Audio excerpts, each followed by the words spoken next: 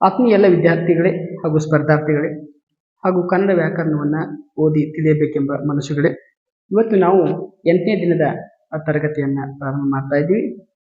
ಅದರಲ್ಲಿ ಇತ್ತೀಚೆಗೆ ಪ್ರಶ್ನೆ ಪತ್ರಿಕೆಗಳಲ್ಲಿ ಸರ್ಕಾರಿಯ ನೌಕರಿ ಮಾಡಬೇಕನ್ನುವಂತಹ ಏನು ಸರ್ಕಾರದ ಪ್ರಶ್ನೆ ಪತ್ರಿಕೆಗಳು ಇರ್ತವಲ್ಲ, ಅಂಥ ಪ್ರಶ್ನೆ ಪತ್ರಿಕೆಗಳಲ್ಲಿ ಹೆಚ್ಚು ಪ್ರಸಿದ್ಧ ಸಾಲುಗಳನ್ನು ಕೇಳುವಂಥ ಒಂದು ವಾಡಿಕೆ ಪ್ರಾರಂಭ ಆಗಿದೆ. ಹಾಗಾಗಿ ಇದನ್ನು ನಾನು ನನ್ನ ಗಮನಕ್ಕೆ ತೆಗೆದುಕೊಂಡಾಗ ಒಂದೆರಡು ಪ್ರಸಿದ್ಧ ಸಾಲುಗಳನ್ನು ಹೇಳಬೇಕು ಅನ್ನುವಂಥ ಒಂದು ಮನಸ್ಸು ನನಗಾಗಿದೆ. ಹಾಗಾಗಿ ಅದರ ಬಗ್ಗೆ ನಾನು ಇವತ್ತು ಒಂದೆರಡು ಸಾಲುಗಳನ್ನು ಹೇಳಿ ಮತ್ತೆ ಪಾಠಕ್ಕೆ ಬರ್ತೀನಿ.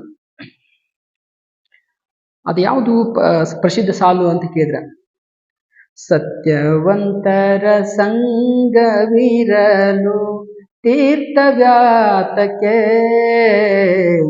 ಸತ್ಯವಂತರ ಸಂಗವಿರಲು ತೀರ್ಥವ್ಯಾತಕ್ಕೆ, ನಿತ್ಯ ಜ್ಞಾನಿಯಾದ ಮೇಲೆ ಚಿಂತೆಯಾತಕ್ಕೆ, ಚಿಂತೆಯಾತಕ್ಕೆ, ತಾನು ಉನ್ನದ ಪರರಿಗಿಕ್ಕದ, ತಾನು ಉನ್ನದ ಪರರಿಗಿಕ್ಕದ ಧನ ವಿದ್ಯಾತಕ್ಕೆ, ಮಾನಹೀನನಾಗಿ ಬಾಳ್ವ ಮನುಜನ್ಯಾತಕ್ಕೆ, ಜ್ಞಾನವಿಲ್ಲದೆ ನೂರು ಕಾಲ, ಜ್ಞಾನವಿಲ್ಲದೆ ನೂರು ಕಾಲ ಬದುಕಲ್ಯಾತಕ್ಕೆ,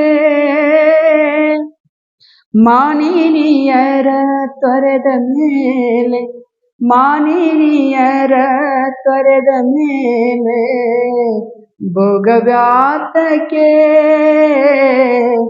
ಭೋಗವ್ಯಾತಕ್ಕೆ, ಸತ್ಯವಂತರ ಸಂಗವಿರಲು ತೀರ್ಥವ್ಯಾತಕ್ಕೆ, ನಿತ್ಯ ಜ್ಞಾನಿಯಾದ ಮೇಲೆ ಚಿಂತೆಯಾತಕ್ಕೆ,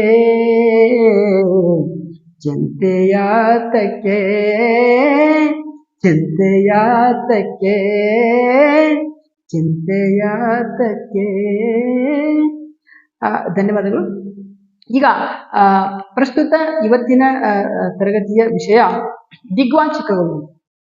ದಿಕ್ಕುಗಳನ್ನು ಸೂಚಿಸುವ ಅಥವಾ ದಿಕ್ಕನ್ನು ಸೂಚಿಸುವ ಪದವೇ ದಿಗ್ವಾಚಕ ಅಂತ ನೋಡ್ತೀವಿ. ಉದಾಹರಣೆಗೆ ಆಚೆ, ಈಚೆ, ಮೇಲೆ, ಕೆಳಗೆ, ಆ ಕಡೆ, ಈ ಕಡೆ, ಪೂರ್ವ, ಪಶ್ಚಿಮ, ಇವೆಲ್ಲವೂ ದಿಗ್ವಾಚಕ ಪದಗಳು. ಅಂದ್ರೆ ಈಗೆಲ್ಲ ನಾವು ಕೇಳಿರ್ತೀವಿ, ಪೂರ್ವ, ಪಶ್ಚಿಮ ಎಲ್ಲ ಟೀಚರ್ಸ್, ಶಿಕ್ಷಕರು ಹೇಳಿರ್ತಾರೆ ನಿಮಗೆಲ್ಲ. ಇವೆಲ್ಲವೂ ದಿಕ್ಕುಗಳನ್ನು ಸೂಚಿಸುವ ಪದ. ಈ ಪದಗಳೇ ದಿಗ್ವಾಚಕಗಳು, ಈ ಪದಗಳೇ ದಿಗ್ವಾಚಕಗಳು. ಹಾಗಾಗಿ ಇಲ್ಲೊಂದು ಮುಖ್ಯವಾದ ಅಂಶವನ್ನು ನೋಡ್ಕೋಬೇಕು. ಏನಪ್ಪಾ ಅಂತಂದ್ರೆ, ಅರ್ಥ ನೋಡಿದಾಗ ದಿಕ್ಕನ್ನು ಸೂಚಿಸುವ ಪದಗಳೇ ದಿಗ್ವಾಚಕ ಅಂತಂದ್ರೆ ನಮ್ಗೆ ಗೊತ್ತಾಯ್ತು. ಆಮೇಲೆ ತೆಂಕನ್ನ ಅಂತ, ಇವೆಲ್ಲ ಕನ್ನಡ ಪದಗಳು. ತೆಂಕನ್ನ ಅಂತಂದ್ರೆ ದಕ್ಷಿಣ, ಬಡಗನ ಅಂತಂದ್ರೆ ಉತ್ತರ, ಮೂಡನ ಅಂತಂದ್ರೆ ಪೂರ್ವ, ಪಡುವನ ಅಂತಂದ್ರೆ ಪಶ್ಚಿಮ. ಈ ರೀತಿ ಕನ್ನಡದಲ್ಲಿ ಬರ್ತಕ್ಕಂಥ ಒಂದಷ್ಟು ದಿಕ್ಕುಗಳು, ಕನ್ನಡದಲ್ಲಿ ಬಳಸುವ ದಿಕ್ಕುಗಳ ಹೆಸರುಗಳು. ಆಮೇಲೆ ಸಂಸ್ಕೃತವಾಗಿ ನೀವೆಲ್ಲ ಕೇಳಿರ್ತೀರಿ, ಪೂರ್ವ, ಪಶ್ಚಿಮ, ಉತ್ತರ, ದಕ್ಷಿಣ, ಇವೆಲ್ಲ ಕೇಳಿರ್ತೀರಿ ನೀವು, ಹೌದಾ? ಸೊ ಇವನ್ನೆಲ್ಲ ನಾವು ಏನ್ ಮಾಡ್ತೀವಿ ಅಂತಂದ್ರೆ ದಿಗ್ವಾಚಕ ಅಂತೇಳಿ ಬಳಸ್ತೀವಿ. ಇದು 8ನೇ ಒಂದು ನಾಮಪದದ ಪ್ರಕಾರ ಅಂತೇಳಿ ನೋಡಿ ದಿಗ್ವಾಚಕವನ್ನು ನಾವು ಅಭ್ಯಾಸ ಮಾಡ್ತೀವಿ. ತದನಂತರ ಕೊನೆಯದಾಗಿ ಸರ್ವನಾಮ. ಸರ್ವನಾಮ ನಾಮಪದದ ಬದಲಿಗೆ ಅದೇ ಅರ್ಥದಲ್ಲಿ ಬಳಸುವ ಪದ. ನಾಮಪದದ ಬದಲಿಗೆ ಅದೇ ಅರ್ಥದಲ್ಲಿ ಬಳಸುವಂತಹ ಪದ ಯಾವುದೇ ಇರಲಿ, ಅದೇನಾಗಿರ್ತದ ಅಂತಂದ್ರೆ ಸರ್ವನಾಮ ಆಗಿರ್ತದ. ಇಂಗ್ಲಿಷ್ ಒಳಗೆ ಅದಕ್ಕೆ ಪ್ರನೌನ್ ಅಂತ ಕರಿತೀವಿ, ಹೌದಾ? ಬಹಳ ಜನ ಅಭ್ಯಾಸ ಮಾಡಿರ್ತೀರಿ ಸ್ಪರ್ಧಾರ್ಥಿಗಳೆಲ್ಲ. ಸೊ ಹಾಗಾಗಿ ಅಂತ ಸರ್ವನಾಮಕ್ಕೆ ಉದಾಹರಣೆ ಯಾವುದು ಅಂತ ಕೇಳಿದ್ರೆ ಅವನು, ಅವಳು, ಅದು, ಅವು, ಇದು, ಇವು. ಈ ಕೇಳಿರ್ತೀರಿ, ರಾಮನು ಶಾಲೆಗೆ ಹೋದನು, ರಾಮನು ಶಾಲೆಗೆ ಹೋದನು, ಮರಳಿ ಮನೆಗೆ ಬಂದನು ಅನ್ನುವಾಗ ರಾಮನು ಶಾಲೆಗೆ ಹೋದನು, ರಾಮನು ಮರಳಿ ಮನೆಗೆ ಬಂದನು ಅನ್ನಂಗಿಲ್ಲ ನಾವು. ಮತ್ತೇನಂತೀವಿ? ರಾಮನು ಶಾಲೆಗೆ ಹೋದನು, ಅವನು ಮರಳಿ ಮನೆಗೆ ಬಂದನು, ಅಥವಾ ಅವನು ಮನೆಗೆ ಬಂದನು, ಹೀಗೆ ನಾವು ಬಳಸ್ತಾ ಹೋಗ್ತೀವಿ. ಅಂದ್ರೆ ರಾಮನ ಅಥವಾ ರಾಮನು ಅನ್ನುವಂಥ ಪದದ ಜಾಗದಲ್ಲಿ ಅವನು ಅನ್ನುವಂಥ ಒಂದು ಪದ ಬಂತಲ್ಲ, ಹೀಗೆ ನಾವು ನಾಮಪದದ ಬದಲಾಗಿ ಬಳಸುವಂತ ಪದಗಳನ್ನ ಸರ್ವನಾಮ ಅಂತ ಕರಿತೀವಿ. ಅರ್ಥ ಆಗಿತ್ತು ಅಂತ ಭಾವಿಸ್ತೀನಿ. ಅದರ ಮುಂದುವರಿದ ಭಾಗ ಸರ್ವನಾಮಗಳಲ್ಲಿ ಆತ್ಮಾರ್ಥಕ ಸರ್ವನಾಮ, ಪ್ರಶ್ನಾರ್ಥಕ ಸರ್ವನಾಮ, ಪುರುಷಾರ್ಥಕ ಸರ್ವನಾಮ ಅಂತೇಳಿ 3 ವಿಧಗಳನ್ನ ಮಾಡ್ಕೊಂತೀವಿ ಅಭ್ಯಾಸದ ದೃಷ್ಟಿಯಿಂದ. ಸೊ ಹಾಗಾಗಿ ಆತ್ಮಾರ್ಥಕ ಸರ್ವನಾಮ ಅಂತಂದ್ರೆ ಇಲ್ಲಿ ಏಕವಚನದೊಳಗ ತಾನು, ಆಮೇಲೆ ಬಹುವಚನದಲ್ಲಿ ತಾವು ಅಂತ ಬಳಸ್ತೀವಿ. ಹಾಗೆ ನಾವು ಹಳೆಗನ್ನಡದೊಳಗ ಆನ್ ಮತ್ತು ಆಮ್ ಅಂತ ಬಳಸ್ತೀವಿ ಅಷ್ಟೇ, ಹೌದಾ. ಸೊ ಈ ರೀತಿ ಇಲ್ಲಿ ಆತ್ಮಾರ್ಥಕ ತಾನು ಮತ್ತು ತಾವು, ಆನ್ ಮತ್ತು ಆಮ್ ಅನ್ನುವಂಥ ಪದಗಳು ಬರ್ತಾವೆ. ಅದೇ ರೀತಿ ಪ್ರಶ್ನಾರ್ಥಕ ಸರ್ವನಾಮ ಗೊತ್ತಾಗ್ತದೆ, ಪ್ರಶ್ನೆಗಳನ್ನ ಮಾಡುವಂತಹ ಪದಗಳು ಬರ್ತವೆ ಸಾಮಾನ್ಯವಾಗಿ. ಉದಾಹರಣೆಗೆ ಯಾವುದು, ಯಾರೋ ಒಂದು ಪುಸ್ತಕ ಕೇಳ್ತೀರಿ, ಆ ಪುಸ್ತಕ ಕೊಡ್ರಿ ಅಂತ, ಆ ಪುಸ್ತಕ ಕೊಡುವಂತ ಅಂಗಡಿಕಾರ ಹೇಳ್ತಾನೆ ಯಾವುದು ಅಂತ ಪ್ರಶ್ನೆ ಮಾಡ್ತಾನೆ. ಒಂದು ಯಾವುದೋ ಜನರಲ್ ನಾಲೆಜ್ ಪುಸ್ತಕ ಕೊಡ್ರಿ ಅಂತ ಕೇಳ್ತೀರಿ ನೀವು. ಅವಾಗ ಕೇಳಿದಾಗ ಅದೇ ಜನರಲ್ ನಾಲೆಜ್ ಯಾವುದು, ಅದರೊಳಗೆ ಸಾಕಷ್ಟು ಇದಾವಂತ, ಏನು ಕರೆಂಟ್ ಇವೆಂಟ್ಸಾ, ಪ್ರಚಲಿತ ಘಟನೆಗಳ, ಮತ್ತು ಸ್ಟಾಟಿಸ್ಟಿಕಲ್ ಜಿಕೆ, ಹಿಂಗೆಲ್ಲ ಕೇಳೋ ಸಾಧ್ಯತೆ ಇರ್ತದೆ. ಹಾಗೆ ಯಾವುದು ಅಂತ ಪ್ರಶ್ನೆ ಮಾಡ್ತೀವಿ, ಅದು ಏನು ಅಂತ ನೀವು ಪ್ರಶ್ನೆಗಳು ಮಾಡ್ತೀರಿ. ಹಾಗೆ ಎಲ್ಲಿ ಅಂತ, ಯಾವುದೋ ಒಂದು ಸ್ಥಳದ ಹೆಸರು ಹೇಳಿದಾಗ ಎಲ್ಲಿ ಅಂತ ಮಾಡ್ತೀವಿ. ಅದ್ರ ಹೇಗೆ ಅಂತ, ಯಾವುದೊಂದು ಕೆಲಸ ಮಾಡ್ಬೇಕು ಅದನ್ನ ಹೇಗೆ ಮಾಡಬೇಕು ಅಂತ, ಇವೆಲ್ಲ ಪ್ರಶ್ನಾರ್ಥಕವಾಗಿ ನಾವು ಬಳಸುವಂತ ಪ್ರಶ್ನಾರ್ಥಕ ಸರ್ವನಾಮಗಳಿಲ್ಲ, ಹೌದಾ. ಸೊ ಈ ರೀತಿ ಏನಪ್ಪಾ ಅಂತಂದ್ರೆ ಪ್ರಶ್ನಾರ್ಥಕ ಸರ್ವನಾಮಗಳನ್ನ ನಾವು ಗಮನಿಸ್ತಾ ಹೋಗ್ತೀವಿ. ಅದೇ ರೀತಿ ಪುರುಷಾರ್ಥಕ ಸರ್ವನಾಮವನ್ನು ಸ್ವಲ್ಪ ನಾವು ಸರಿಯಾಗಿ ಅಭ್ಯಾಸ ಮಾಡಬೇಕಾದ ಅಗತ್ಯತೆ ಐತಿ.